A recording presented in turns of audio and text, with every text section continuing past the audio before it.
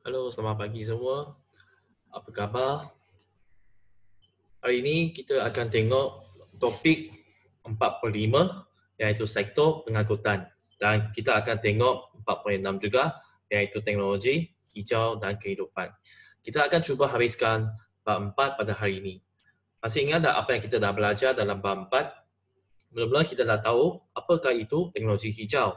Dan kemudian kita nampak ada beberapa sektor yang berkaitan dengan teknologi hijau.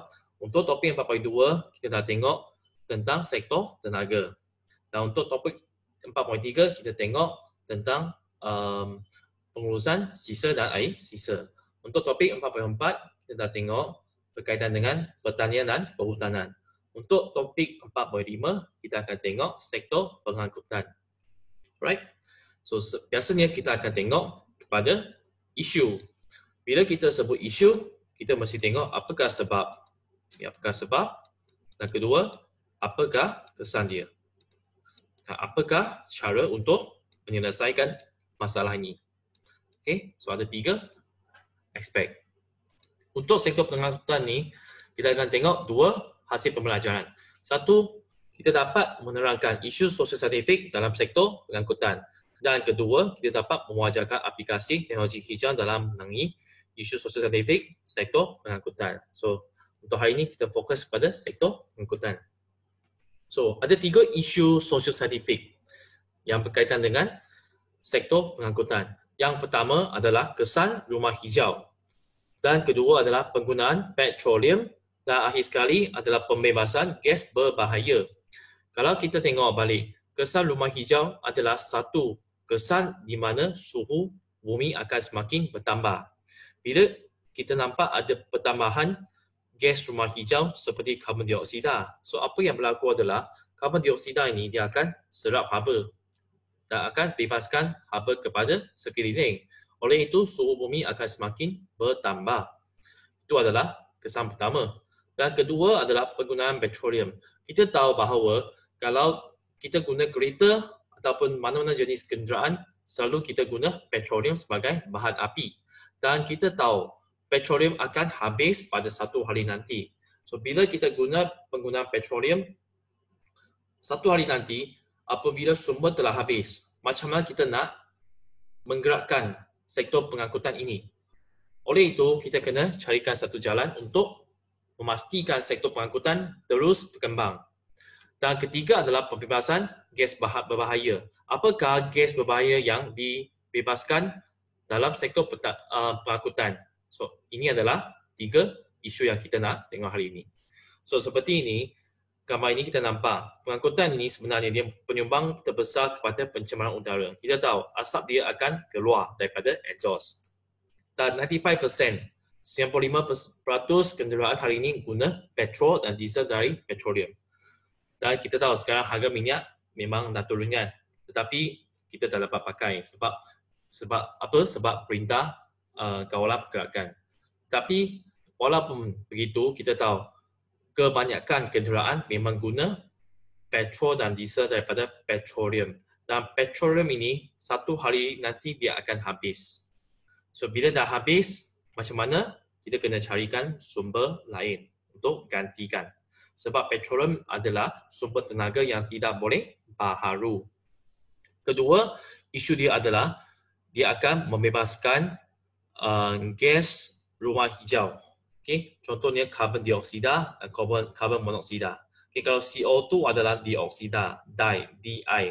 Kalau satu O adalah monoksida, satu oksigen, okay, karbon monoksida. Kedua-dua gas ini dia adalah gas rumah hijau. Dia akan menyebabkan kesan rumah hijau. Oleh itu, dia akan menyebabkan perubahan iklim.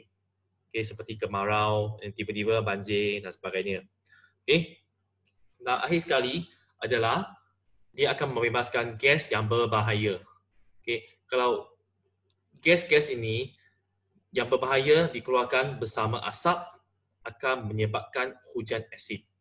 Okay, apa maksud hujan asid? Hujan asid adalah apabila gas yang mengandungi bahan kimia ini, okay, bahan kimia ini dia terlarut dalam hujan. Okay, terlarut dalam hujan. Oleh itu, hujan dia punya nilai pH skala menjadi rendah. Okay.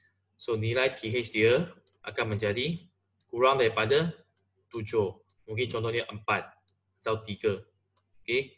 So nilai ini dia sangat rendah. Maksudnya dia sangat acidic. Dan dia menyebabkan tumbuhan akan dimusnahkan. Dan juga dia akan menghakis. Apa maksud menghakis? So kita nampak kalau ada bangunan kan. Okay, bangunan dia nampak kalau hujan asyik hujan je. Hujan ini dia akan merosakkan. Okay, merosakkan permukaan dia. Okay, mungkin satu hari nanti kita punya bangunan dia tak kukuh. Okay, sebab permukaan dia semakin terhakis, semakin rosak kan. So mungkin dia tak kukuh, dia akan tumbang. Okay, so dia akan menghakis binaan seperti konkrit, besi dan tayar kenderaan. Okay, so dia ada ciri-ciri menghakis. So 3 isu dia adalah pembebasan gas rumah hijau, pembebasan gas berbahaya dan penggunaan petroleum. Dan apakah cara untuk kita selesaikan? Okay, cara dia adalah pertama, kita harus menggunakan pengangkutan hijau. Okay, apa maksud pengangkutan hijau? Kalau hijau maksudnya dia mesra alam. Okay, dia mesra alam. Kalau kita tengok keyword dia mesra alam. Teknologi hijau, pengangkutan hijau, semua ini adalah mesra alam. Okay, mesra alam yang membebaskan gas rumah hijau pada kadar yang amat minimum. Maksudnya kita tak membebaskan gas ataupun asap. Kalau boleh. Kalau tak boleh elakkan, at least kita kurangkan pembebasan gas rumah hijau. Kita kurangkan. Okay. Boleh tak anda fikir apakah contoh pengangkutan yang tidak membebaskan gas rumah hijau? Contohnya anda berjalan kaki. Okay, jalan kaki, of course walaupun anda nafas, anda akan keluarkan gas rumah hijau kan. Tetapi pengangkutan tersebut tak akan keluarkan gas rumah hijau. Selain itu, kalau kita berbasikal, basikal kita tak keluarkan asap. Oleh itu, dia dapat mengelakkan pembebasan gas rumah hijau. Macam mana kita nak kurangkan pembebasan gas rumah hijau? Kalau kita dapat tumpang satu kereta, okay, tumpang satu kereta ataupun kita guna bas, okay, gunakan kenderaan awam. Okay, so ini adalah contoh-contoh untuk mengatasi masalah isu sosial saintifik, pengangkutan. Dan yang model ini adalah model pengangkutan hijau, di mana kita nampak, okay, piramid ini, kalau yang paling kecil, paling sikit adalah kenderaan individu. Dan paling banyak adalah pejalan kaki. Maksudnya kita jalan kaki. So, daripada atas ke bawah, kita harus tambahkan bilangan. Maksudnya, haruslah banyak orang jalan kaki. Okay. Dan diikuti dengan basikal. Okay, basikal. Bila tak ada basikal, kita boleh gunakan pengangkutan awam. Okay, contohnya bas. Okay, kita boleh guna bas. Dan kalau tak ada bas, kita mungkin boleh guna van. Okay, kenderaan perkhidmatan. Mungkin van yang memang hantar penumpang. Okay, kenderaan perkhidmatan. Okay, service car. Ataupun kalau tak ada van, kita boleh naik taksi. Okay, naik taksi.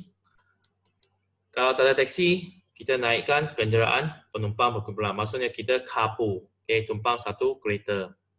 Okay, kita harus elakkan guna kenderaan individu. Maksudnya, kalau ada 2-3 orang pergi tempat yang sama, kita jangan guna kenderaan individu. Kita boleh tumpang sama-sama. Supaya kita dapat meminimumkan pembebasan gas rumah hijau.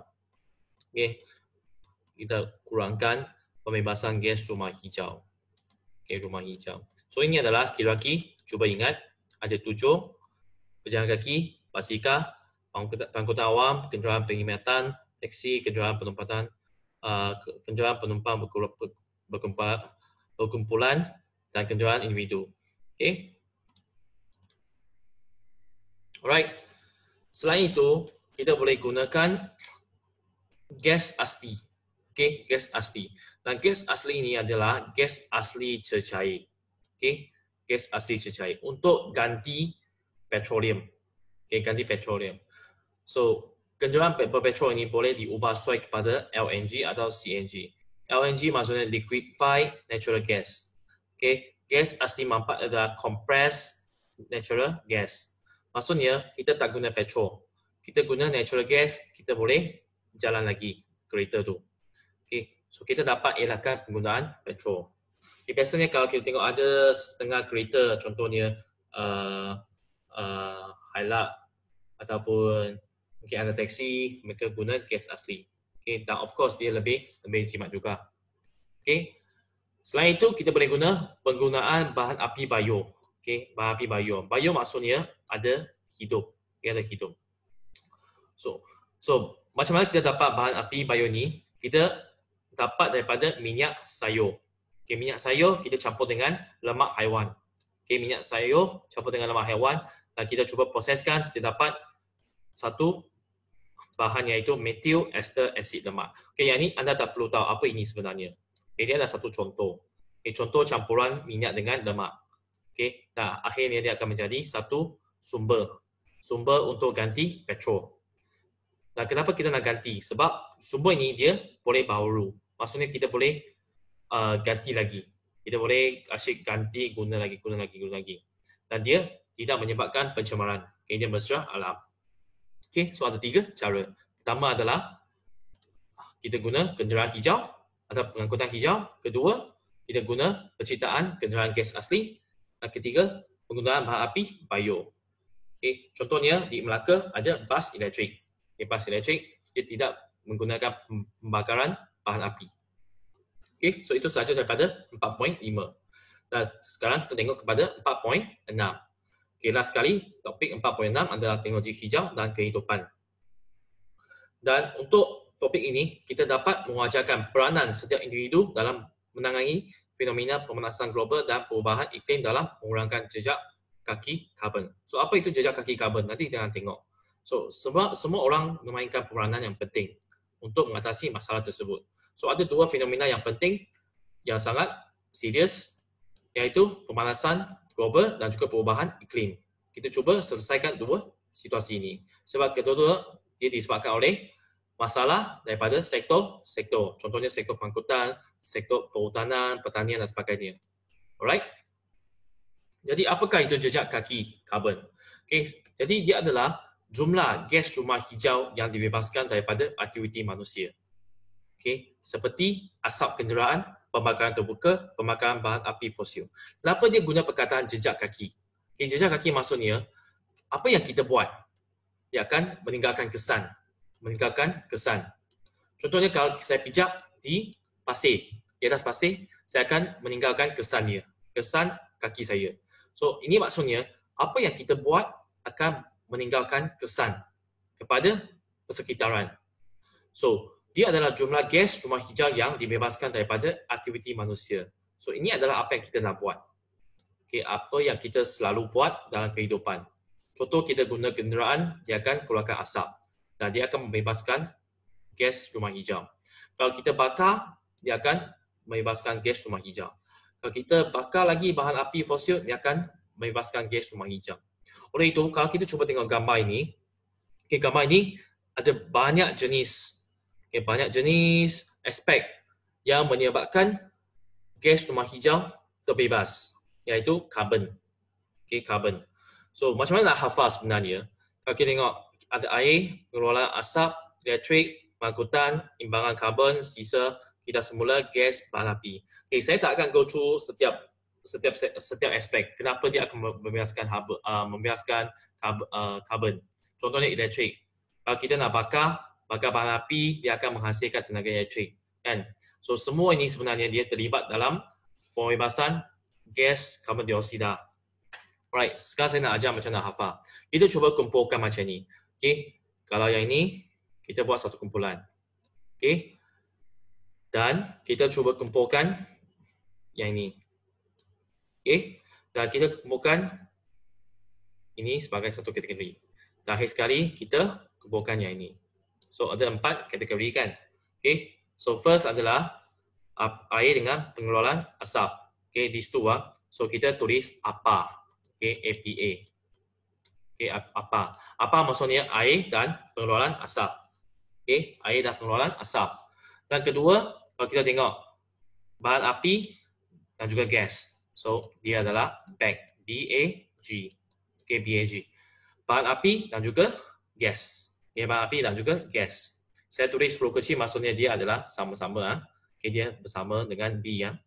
Dan ketiga, elektrik, pengangkutan, imbangan karbon. Kita tulis EPIC. E-P-I-K. Okay, kita tahu EPIC. EPIC maksudnya dia sangat kelakar, sangat hebat, sangat funny kan. Okay, EPIC. Okay. Dan selepas ini, kita ada kita, semula dan juga sisa. Okay, kita tuliskan K-I-S-S. KIS. Okay. Kita, semula dan sisa. Okay, boleh hafal tak? Apa? Bag, EPIC, KIS. Okay. Ada berapa? 1, 2, 3, 4, 5, 6, 7, 8, 9. Okay. Air, pengelolaan asap, bahan api, gas, elektrik, pengangkutan, imbangan karbon, kita semula, sisa. Okay, can you memorize? Okay, so you can use this way to memorize the structure for carbon footprint. Okay, this is called carbon footprint. Alright. Okay, seterusnya. So ini adalah gambar. Okay, masih ingat apa? Bag, EPIC, KIS. Apa? Bag, EPIC, KIS. Right? So, kita nampak bahawa kalau kita buat apa-apa jenis aktiviti, dia akan menyebabkan pencemaran ataupun isu sosial saintifik mungkin berlaku. Oleh itu, apa yang kita nak buat adalah kita perlu mengamalkan teknologi hijau. Kalau boleh, setiap orang memang memainkan peranan sendiri supaya kita dapat menyelamatkan bumi kita, kita dapat menuju ke arah kehidupan tanpa karbon. Kalau boleh, kita kurangkan. Kalau lagi boleh, kita elakkan. Okay, itu sahaja daripada hari ini. Saya harap topik 45, 46 anda dah belajar dapat meningkatkan kesedaran kepada anda supaya anda faham kepentingan topik ini untuk kita teruskan kehidupan kita dengan lebih ceria, lebih tenang. Itu sahaja. Terima kasih dan jumpa pada hari esok.